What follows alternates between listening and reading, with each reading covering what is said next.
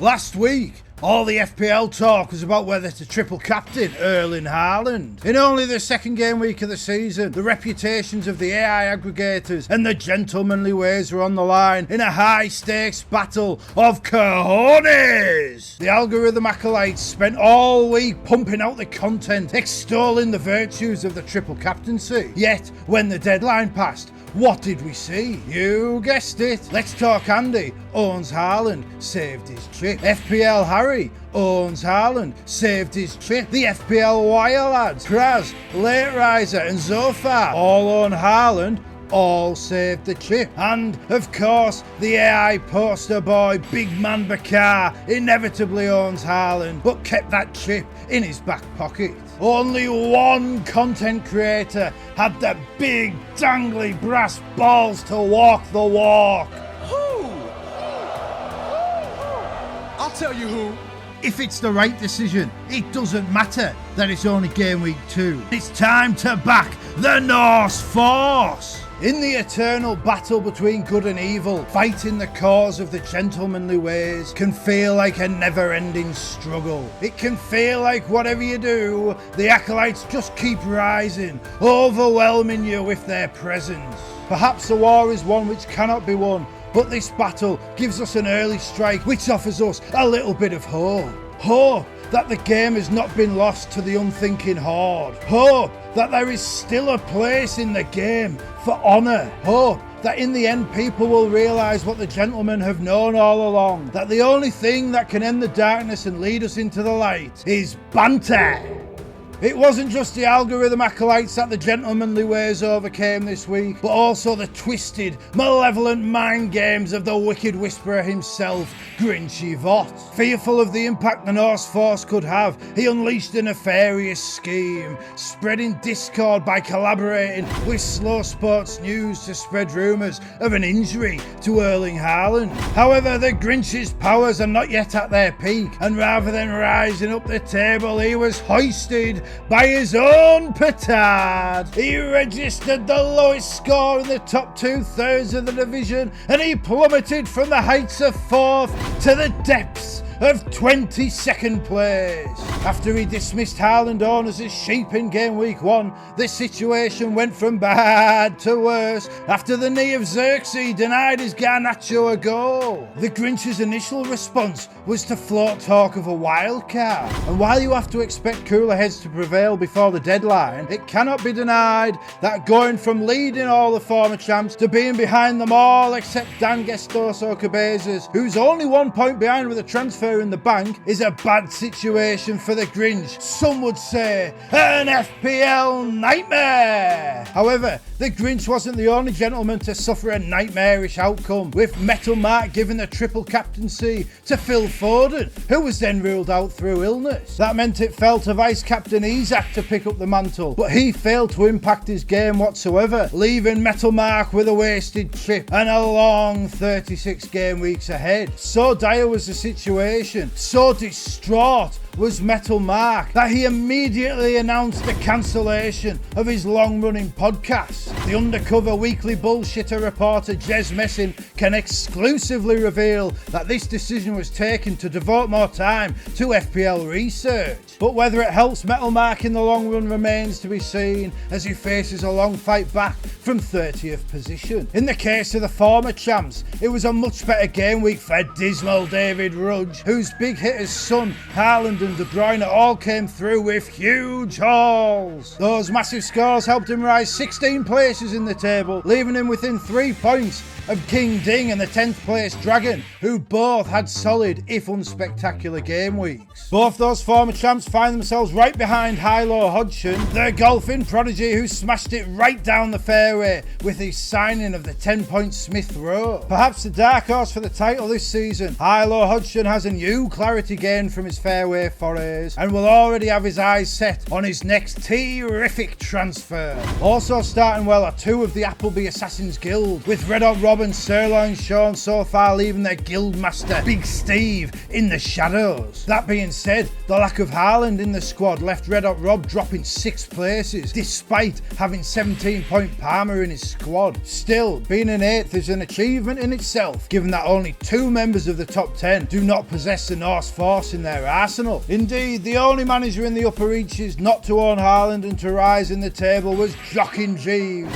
who showed remarkable fortitude not to indulge in a knee-jerk transfer, especially given the deadline day mishap last week, Barco being sold and Solanke being injured. To go without a Manchester City attacker for that plum Ipswich tie was brave. To do it as a Manchester City fan took courage that few FPL managers possess. It's a demonstration to all as to why he is a tribal chief of clan banter. And if the division's foremost transfer addict is now in control of his compulsions, then the 2-time Rebel champ could finally end that long 9-year wait to secure his 3rd crown. We talked last week about how seasons can swing on serendipitous circumstances, and the Townhead gunner has shown that immediately, with his holding of the unwanted Heung-min Son over the preferred De Bruyne, leading to an immediate 4-point gain. The 4 points that keep him ahead of the 5th place Ginger Ben, another who played his triple captaincy on Erling Haaland. Elsewhere in the transfer market, it was a mixed bag for the gentleman, with those who secured immediate profits being far outweighed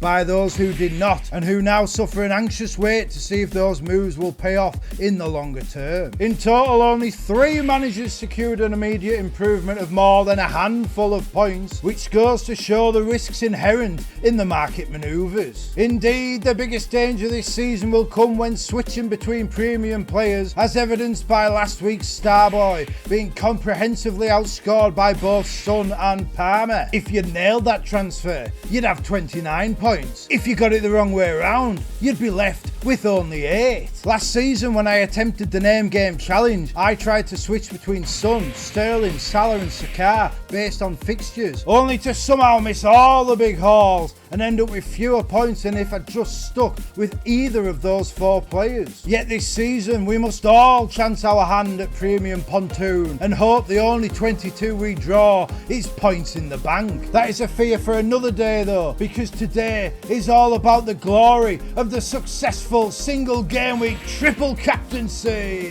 For the first of the 3 gentlemen who pulled off that elusive task, Ginger Ben finds himself rising 9 places to 5th in the table. The other 2 gents who pulled it off now find themselves ranked 1st and 2nd in the table, although that wonderful magical gent in 2nd shares his place with John Go-Karting, whose signing of Welbeck proved truly inspired. What is especially interesting is that from 2nd to 4th place, all draft options except neither Haaland or Salah are represented. Jochen Jeeves with his no Haaland draft, John Go-Karting with his Haaland and Salah draft, and myself with my only Haaland draft. Now of course those other 2 still have a triple captaincy in their back pocket, but will they find a single game week where they can find someone who matches Haaland's 51-point total? Or will they have to play it in a double game week where I can play my free hit? These are stresses I no longer have to contend with, which I believe gives me the advantage, although they would obviously say different.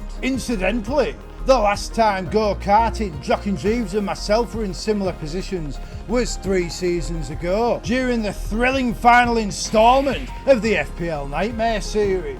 And now with the FPL Nightmare debuting as a YouTube series, perhaps it would be fitting for that rivalry to play out one more time. Go-Karting and Jochen Jeeves will be hoping for a different outcome, whereas I will be biting, scratching and clawing every game week to ensure my reascension to the throne. Before any of us can think of title charges though, we must first overcome Gladiator Glenn, whose use of the triple captaincy saw him extend his lead at the top to 20 points. Many will look at his sterling opening fortnight, his position at the apex of the division with a comfortable cushion, and think he is the man to fear. Not me! I see the pressure of leading already affecting the Gladiator's decisions. He could have brought in Mazrouai like 5 other gentlemen did for an immediate 4-point gain and brighter long-term prospects. He could have become one of the 5 managers to hold Robinson in his repertoire and gained an immediate 7 points like 4 previous League of Gentlemen champions have. But